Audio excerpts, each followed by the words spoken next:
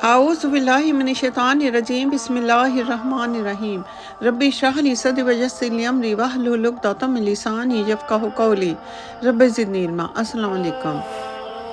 ज़ुलेखा अज़ीज़ मिस्र की बीवी हज़रत यूसुफ़ अलैहिस्सलाम के इश्क में ऐसी अंधी हुई कि एक रोज़ वो आप अलैहिस्सलाम को एक कमरे में ले गई। हज़रत यूसुफ़ अलैहिस्सलाम उसके फ़रेब में ना आए। बाहर आए तो देखा कि अज़ीज़ मिस्र खड़े हैं। अज़ीज़ मिस्र हालात को समझ गया तो एक दूध पीते बच्चे ने आप अलैहिस्सलाम के हक़ में गवाही दे दी। अब अज़ीज़ मिस्र ने इस बात को दरगुज़र कर दिया और मामला रफ़ा दफ़ा हो गया। कहा कि इस बात को यहीं ख़त्म करो और इस बात की खबर किसी को ना हो। उस वक्त वहाँ अज़ीज़ मिस्र ज़ुलेखा और यूसुफ़ अलैहिस्सलाम ही थे और दूध पीता बच्चा जिसने गवाही दी थी। इस बात के 3 या 7 महीने के बाद इस बात की खबर कुछ औरतों को हो गई और वो औरतें ज़ुलेखा की हमराज़ और उसकी दोस्त थीं। वो औरतें ज़ुलेखा को एक गुलाम से इश्क करने पर मलामत करने लगी। ये सब सुनने के बाद एक रोज़ ज़ुलेखा ने अपने घर में एक दावत का एहतमाम किया और उन तमाम ख़वातीन को इस दावत में बुलाया जैसा कि कहा। रब ताला ने जब सुना तो करीब बुलाया उनको और तैयार की उनके वास्ते एक मजलिस और दी उनके हर एक के हाथ में छुरी और एक लीमू और हज़रत यूसुफ़ अलैहिस्सलाम से बोली कि अब निकलो इनके सामने से और छुरी काटने को दे दी गई। लिबासे फ़ाखरा पहना कर इन औरतों के सामने आने को कहा गया।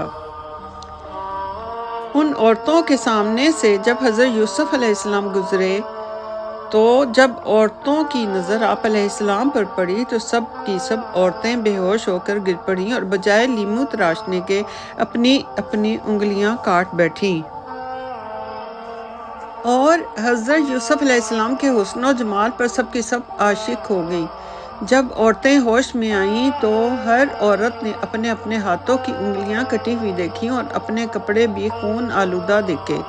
तो ये कैफियत देखकर बाज़ उनमें से कहने लगीं कि यूसुफ़ अलैहिस्सलाम तो बशर नहीं, ये तो कोई फ़रिश्ता मालूम होते हैं। जैसा कि रब ताला ने फरमाया कि फिर जब देखा यूसुफ़ अलैहिस्सलाम को तो सकते में आ गईं और काट डाले अपने अपने हाथ और कहने लगीं कि हाशा लिल्लाह, ये शख्स तो आदमी मालूम ही नहीं होता, शायद ये कोई बुजुर्ग फरिश्ता है। ये देख कर ज़ुलेखा बोली कि ये वही शख्स है कि जिसके लिए तुम मुझे ताने और मलामत करती थी।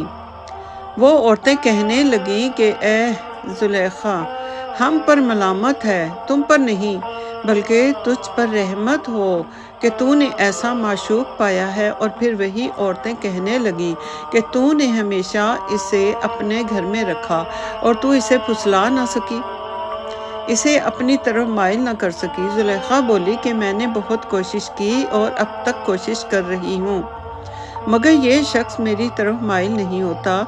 इस मामले में ये मेरा कहना नहीं मानता। जैसा कि रब ताला ने फरमाया कि कहा ज़ुलेखा ने कि और मैंने इससे चाहा कि जी भर लूँ, मगर वो अपनी जगह अपने इरादे पर बराबर कायम रहा और अगर अब भी ये ना करेगा जो मैं कहती हूँ तो अलबत्ता कैद खाने में पड़ेगा और होगा बड़ा बेइज्जत। अब क्या था, तमाम औरतें यूसुफ़ अलैहिस्सलाम के इश्क में मुब्तला हो चुकी थीं। हिले बहाने से यूसुफ़ अलैहिस्सलाम के पास आती, यूसुफ़ अलैहिस्सलाम से बात करने के बहाने ढूंढती और यूसुफ़ अलैहिस्सलाम से मुखातिब होकर कहने लगीं कि ए साहब, आप किस वास्ते ज़ुलेखा की तरफ माइल नहीं होते? हमें डर है कि आप बिला वजह उसके अताब में आकर कैद खाने में न जा पड़ें। इस बात को सुनकर हज़रत यूसुफ़ अलैहिस्सलाम ने कहा कि मैं ये बेहतर समझता हूँ कि कैद खाने में पढ़ूँ जैसा कि रब ताला ने फरमाया।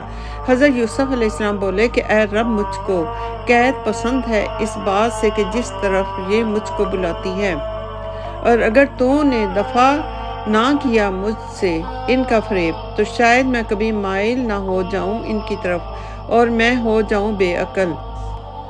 रवायत है कि मिस्र की औरतों ने यूसुफ़ अलैहिस्सलाम को देखते ही आशिक होकर लीमू तराशने के बजाय अपने हाथ काट डाले थे। تو آتش غیرت اور جلن نے زلیخا کو مانند مرغے نیم بسمل کے تڑپنے پر مجبور کر دیا۔ اس سے ان عورتوں کا حضرت یوسف علیہ السلام کے عشق میں تڑپنا برداشت نہ ہو سکا، اور زلیخا نے عزیز مصر کے ساتھ مل کر باہم مشورہ کر کے حضرت یوسف علیہ السلام کو قید خانے میں ڈلوا دیا۔ یہ اس لیے کیا کہ زلیخا اپنی محبت کو ان عورتوں کی نظروں سے چھپانا چاہتی تھی، اور کہا کہ زلیخا نے کہ اور میں نے اس لیے وہاں بھیجا کہ کوئی اس کو نہ دیکھے اور لوگوں کی نظروں سے محفوظ رہے۔ کہا زلیخا نے کہ یہ حصاری ہے، قیدی نہیں۔